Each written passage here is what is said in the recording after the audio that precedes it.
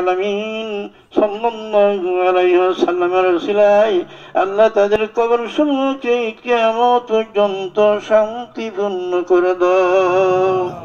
আল্লাহ তোমার তরফ থেকে তাদের কবরে রহমত এবং বরকত বর্ষণ করো মাবুদ। কবর সমূহকে জান্নাতের বাগিচায় পরিণত করে দাও। আল্লাহ তাদের কবরকে প্রশস্ত করে দাও, নূরে নূরান্বিত করে দাও। আল্লাহ কিয়ামত পর্যন্ত কবরে শান্তির ঘুমানোর তৌফিক ইনায়েত করে দাও।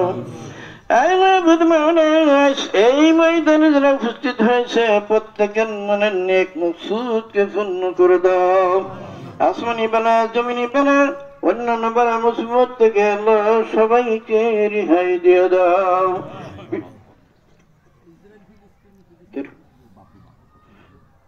আল্লাহ আমাদের পিছনে সন্তানাদি যারা রয়েছে তাদেরকে দিনদার বানাও, ফরজগার বানাও।